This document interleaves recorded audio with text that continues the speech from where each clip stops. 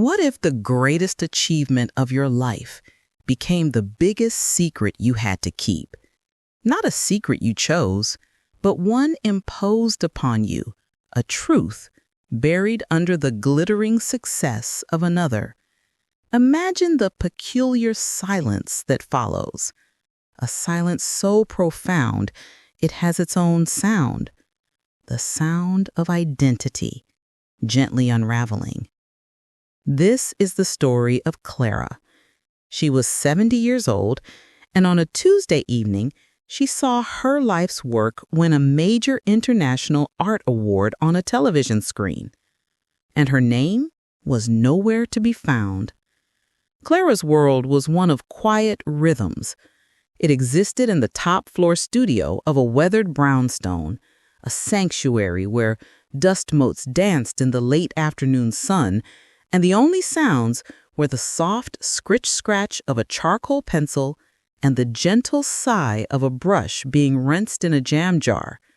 The air was thick with the holy trinity of scents: turpentine, linseed oil, and the faint, powdery ghost of lavender that always seemed to cling to Clara herself.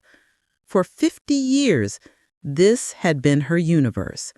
She had been, in her time, a whisper in the roaring art world, a painter's painter, they called her, which was a polite way of saying she was respected, but not famous.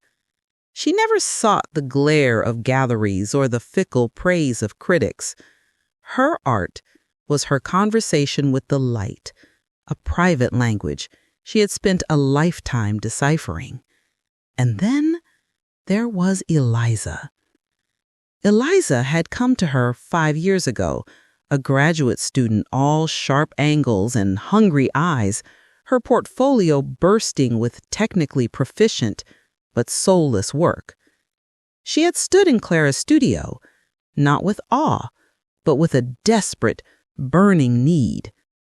"They told me you see the light differently," she had said, her voice trembling just slightly. "Please, teach me how to see." And Clara, whose own children were grown and scattered across the country, whose husband had passed a decade prior, saw in that raw hunger a spark she recognized. She saw a vessel waiting to be filled. She took Eliza in. Their bond was not one of mere instruction. It was an apprenticeship in the old sacred sense. Clara taught Eliza how to grind her own pigments, how to stretch a canvas so it sang like a drum. But more than that, she taught her to listen to the way the dawn light bled from violet to gold, to the way a shadow was not merely an absence of light, but a presence all its own, soft and velvety and alive. And then, one rainy afternoon, Clara shared her heart. She called it the quiet glow technique.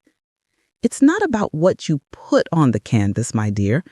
It's about what you leave behind. It's a layering of translucent glazes so thin they are like breath on glass. You build them up, one over the other, each one a secret whispered to the one beneath. The light doesn't hit the surface and bounce back. It travels through these layers. It gets lost in them. And when it finally emerges, it comes from within the painting itself. It glows, not brightly, quietly, as if the canvas is holding its own light. It was a technique born of a lifetime of patience. It couldn't be rushed.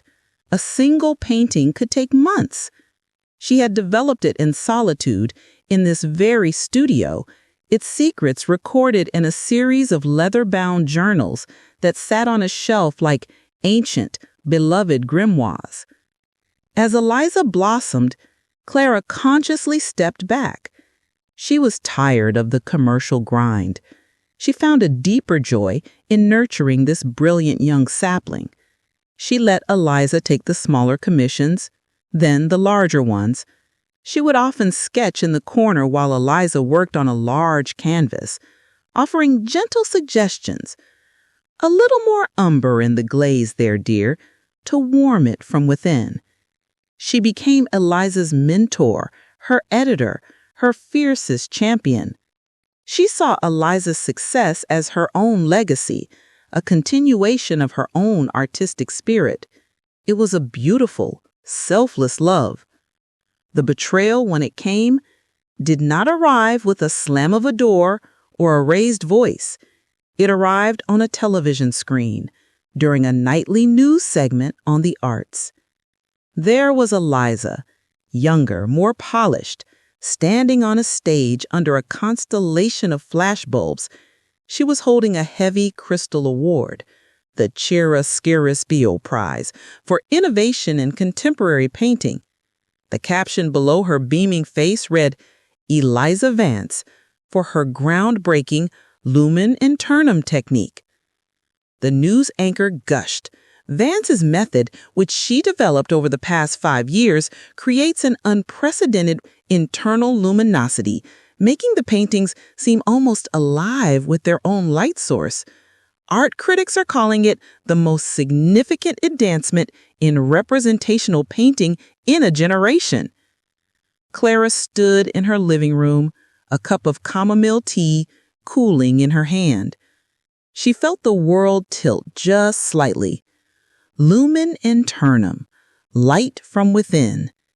It was a direct Latin translation of her quiet glow. She watched numb as the camera panned over Eliza's work. There it was, her light, her secret, the very soul of her life's work, now branded with another's name. The layers, the depth, the ethereal emergence of light from the canvas's heart, it was all hers, but it was no longer hers. The teacup rattled in its saucer as she set it down. Her hands were trembling. This was not a misunderstanding. It was an erasure. Driven by a cold, sickening clarity, she walked to her studio. It felt different now. The sanctuary had been violated. She went to the shelf of journals, her fingers trailing over the worn leather spines. Volume 12, 13, 14, the years of Eliza's apprenticeship. She pulled down Danube 14 and let it fall open on her broad, paint-stained work table. And there it was, the Genesis. Her own meticulous notes dated 5 years ago. Sketches, formulas for the glazes, ratios of medium to pigment.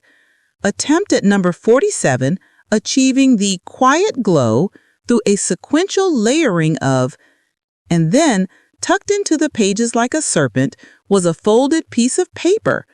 It was a note from Eliza, from 3 years ago. Clara remembered it fondly. Eliza had written down some questions for an upcoming gallery talk, but now Clara read it with new eyes. "Dearest Clara," it began, "thank you for the notes on the quiet glow method. I've been refining my own approach to this internal luminosity concept, and I think I'm calling it lumen internum for my portfolio to differentiate my own exploration. I've made some notes in the margins of your pages. I hope you don't mind. All my love, Eliza." Clara's blood ran cold.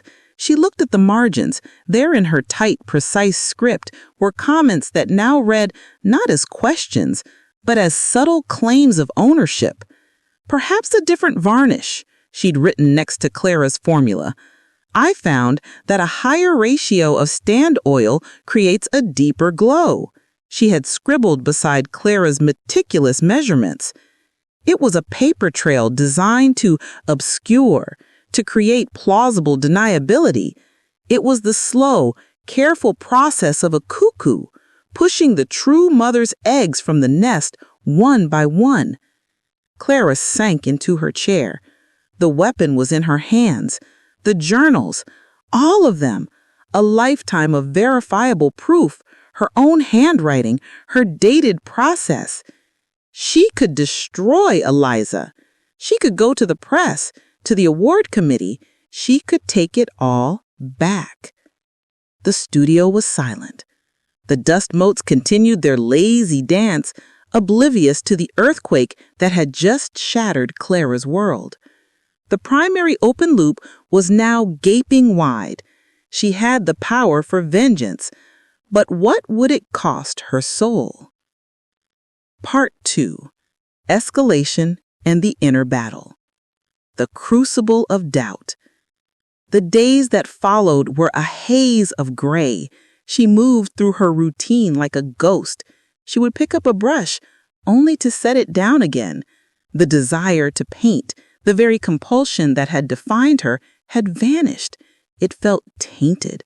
What was the point of creating if your creation could be so easily stolen and repackaged? The wound was not just one of betrayal. It was a crisis of identity. If Eliza was the innovator of the quiet glow, then who was Clara? Just the first teacher? The kindly old woman in the background? Her entire sense of self had been built upon the quiet knowledge of her own unique gift. Now that it belonged to the world under a different name, she felt hollow, a shell of a person. The escalation came in the form of a thick, cream-colored envelope, an invitation to the opening night of Eliza's major retrospective, Lumen Internum, a Decade of Light, at the prestigious Modern Art Museum. It was a cruelty so perfect it felt orchestrated. To ask her to stand in a room full of her own stolen children, to smile and nod while people congratulated the thief. Her first instinct was to burn it, but a quieter, fiercer voice within her, a voice she hadn't heard in years, stirred. Go, it whispered. See, know what you are facing. And so she went. The museum was a cathedral of white walls and polished concrete, a world away from her cozy studio. It was crowded, loud, a cacophony of clinking glasses and pretentious chatter, and everywhere, her paintings, her light. They glowed on the walls, magnificent and silent, each one a monument to her betrayal. She saw Eliza from across the room. She was the sun around which the entire art world orbited. She was radiant in a dress of crimson silk, holding court. Her laugh was a bright, sharp bell that cut through the murmur of the crowd. Then their eyes met. For a fraction of a second, Eliza's perfect composure faltered. A flicker of shock, then fear, then a swift, calculated mask of delight. She excused herself and swept toward Eliza, arms outstretched. "Clara, you came," she exclaimed, air kissing her cheeks. Her perfume was expensive and unfamiliar. "Everyone, this is Clara, my very first teacher, the one who taught me how to hold a brush." The small crowd around Eliza offered polite, condescending smiles. Clara felt herself being reduced to a footnote, a historical curiosity. She was introduced not as a peer, not as the originator, but as cherished, a pet name for a forgotten relic. Eliza led her by the arm to the centerpiece of the exhibition, a vast 8-foot canvas that depicted a forest interior, the light filtering through the canopy in shafts of breathtaking internal radiance. It was Clara's masterpiece, in everything but name. "Isn't it magnificent?" Eliza said, her voice dripping with false modesty. "It took me nearly a year to perfect the layering for this one. I call it Cathedral of Light. It's the pinnacle of the Lumen Internum method." Clara stood there, forced to stand beside her stolen child and smile. She could feel the weight of the journal in her handbag, a hard, rectangular truth against her hip. She could take it out, right here, right now. She could open it to the page with the preliminary sketches for this very composition, the notes on the specific glaze sequence to achieve the dappled light effect. She could watch Eliza's world crumble. But as she looked at Eliza's face, she didn't see a monster. She saw a terrified young woman, trapped in a gilded cage of her own making. The lie had become so big, it was now the foundation of Eliza's entire existence. To expose her would be a kind of murder. The crowd waited for the old teacher's praise. Clara simply nodded, a slow, deep gesture. "The light is very quiet," she said, her voice barely a whisper, yet it carried a profound weight. Eliza's smile tightened. She understood the message. She quickly moved on, pulling Clara away, her grip on Clara's arm a little too tight. The public confrontation was over, but the private war had just begun. The ride home was a descent into a profound emptiness. The high of righteous anger had faded, leaving only the cold ash of despair. She had faced the enemy, and she had retreated. She felt weak, complicit. For weeks, she didn't enter her studio. The sight of the journals filled her with nausea. The smell of turpentine was the smell of betrayal. She was adrift, a ship with its anchor ripped away. One afternoon, in a fit of frustration and grief, she did something drastic. She went into the studio, gathered every painting that used the quiet glow technique, the finished ones, the half-finished ones, the studies, and she turned them all to face the wall. She covered them with white sheets. It was a burial. She stood in the middle of the now strange room, surrounded by the ghostly, sheet-draped forms of her past. The silence was absolute. And in that silence, the fierce little voice spoke again. "If that is not your voice anymore, then what is?" She looked at her hands, stained with a lifetime of paint. She looked at the blank wall before her, and for the first time, she felt not fear, but a tiny, fragile spark of curiosity. She took a small, unprepared canvas board. She squeezed colors onto her palette that she hadn't used in decades. Not the subtle umbers, the serene ochres, the translucent siennas of the quiet glow.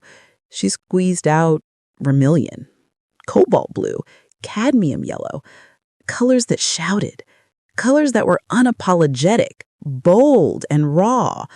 She picked up a large, warm bristle brush, the kind she used for rough underpainting. She loaded it with the vermilion, and without a single preparatory sketch, she slashed a bold, sweeping line across the pristine white of the canvas. It was violent. It was ugly. It was magnificent. She worked for hours, lost in a way she hadn't been in years. This wasn't about patience. This was about impulse. This was about feeling. She used her fingers, rags, the wrong end of the brush to scrape through wet paint. She mixed colors directly on the canvas, creating mud, creating magic. She wasn't painting a thing she could see. She was painting a thing she could feel. The searing pain of betrayal, the crimson heat of anger, the deep blue of grief, and the stubborn golden filament of hope that refused to be extinguished. When she finally stepped back, exhausted, her hands and apron a riot of color, she looked at what she had made. It was chaotic. It was messy. It was nothing like the serene, glowing works that had made Eliza famous. It was louder, truer.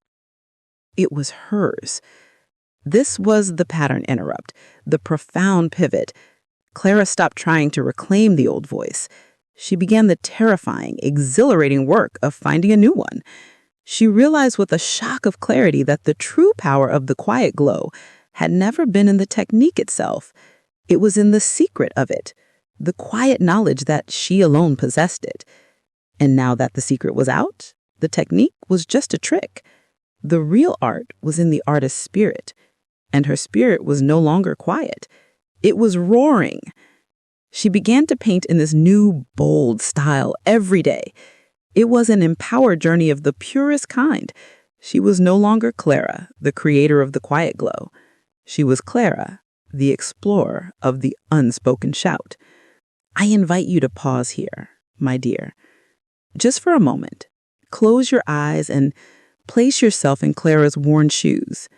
Your life's work, the very thing that defines you, has been taken and celebrated as another's. You hold in your hands the proof to destroy the thief, but you also feel the first fragile stirrings of something new within you. Would you choose the painful, public path of vengeance, A path that would forever chain you to the past and the person who wronged you? Or would you choose the quiet, difficult, terrifying path of starting anew? A path that requires you to let go of the story you've told yourself for 50 years. There is no right answer, only the one that leads to your inner peace. Weeks turned into months. Clara's studio was now filled with these new, vibrant, emotionally charged paintings. They were raw and unrefined, but they pulsed with a life her previous work had only hinted at. She was happier than she had been in years, too busy with her own rediscovery to dwell on Eliza's success. It was then that Eliza came to her. She arrived unannounced one evening as the sun was setting. She stood on Clara's doorstep, without her entourage, without her crimson silk. She looked young and tired and afraid. "May I come in?" she asked, her voice small. Clara, feeling a strange sense of calm, led her to the studio. Eliza walked in and stopped dead.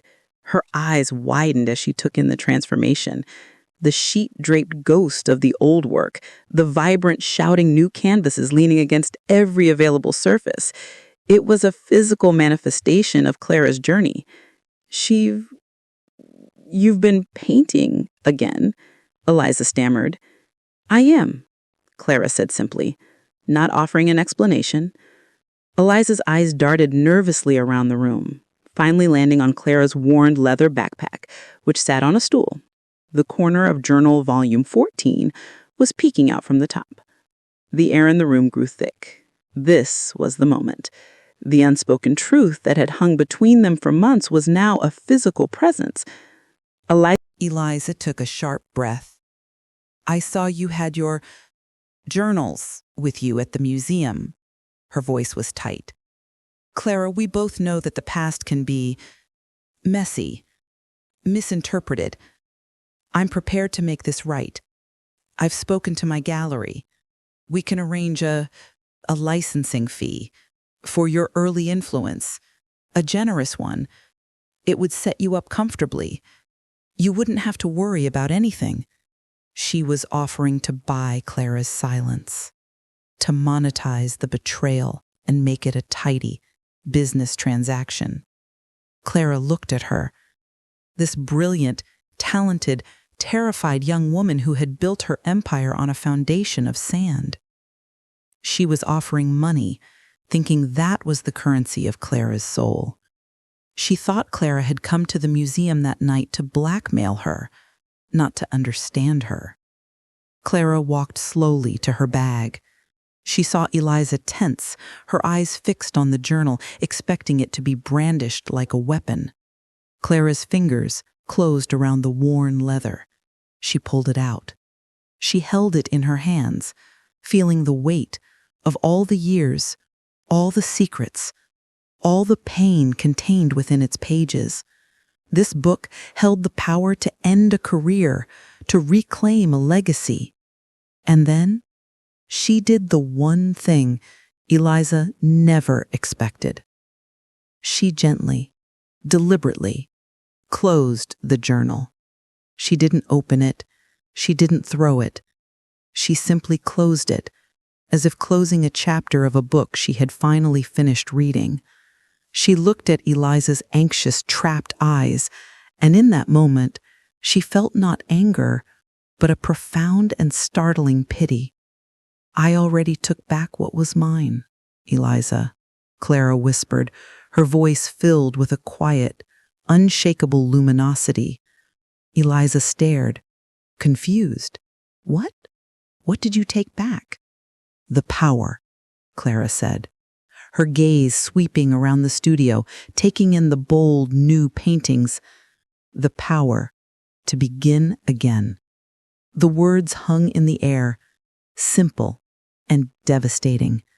Clara was not refusing a battle. She was declaring that the war was already over, and she had won it on a battlefield Eliza couldn't even see. Her victory was her freedom, her peace, her new art. Eliza's face crumpled. The carefully constructed facade shattered, and for a moment, Clara saw the hungry, scared student again, The offer of money was a confession. The silence was an indictment far greater than any public scandal could ever be. She had come ready to negotiate a settlement and was instead offered absolution she could never accept. She had no defense against this. Without another word, Eliza turned and fled from the studio, the sound of her hurried footsteps echoing down the stairs. Clara stood alone in the quiet. She placed the journal back on its shelf, not with anger, but with a sense of finality. It was now a relic. It belonged to the past. She turned to her new, half-finished canvas, picked up a brush loaded with phthalo blue, and began to paint again. The story does not end with Eliza's ruin. The tabloids never got their scandal. Eliza's career continued, but those who looked closely said the light in her later paintings seemed colder, more technical, as if the soul had gone out of it. Perhaps it had. Clara's journey, however, blossomed. She never sought to exhibit her new work. It was too personal, too raw, but she felt a new calling. She took a small part of the savings she had, the money she had never touched from Eliza's early shared commissions, and rented a tiny storefront studio in a less fashionable part of town. She put a simple sign in the window, "The Anonymous Studio." She began to mentor others, not prodigies, not the brilliant and the hungry, but the broken, the women who had put their dreams aside to raise families, the retirees who thought it was too late to start, the people who believed they had no talent, no voice. She taught them to use their hands, to play with color, to scream on a canvas if they needed to. She never taught them the quiet glow. She taught them to find their own light, however loud or quiet it needed to be. And in the deep, quiet hours of the night, she began to write. Not an exposé, not a bitter memoir, but a gentle, profound book about her journey. She called it The Masterpiece I Never Signed. In it, she wrote of the quiet glow, not as a stolen technique, but as a metaphor. She wrote about the light we all hold within us, our unique identity, our creative spirit. And she wrote about the ultimate act of creation, the courage to let go of the masterpiece you thought you were, the story you've been clinging to, so that you can finally, truly, begin to paint the life you are meant to live. The book became a quiet, word-of-mouth success, a beacon for others on their own empowered journeys. It was not famous, but it was cherished. It helped people. One evening, many years later, a very old Clara sat in her original studio, now filled with the joyous, chaotic art of her anonymous students. She held a finished copy of her book in her hands. She was not looking at it. She was looking out the window at the sunset, painting the sky in hues of vermilion and gold. She smiled a soft, deep smile of a soul at peace. The masterpiece, my darlings, was never the painting. It was the strength to walk away and with a heart full of courage to paint a new life.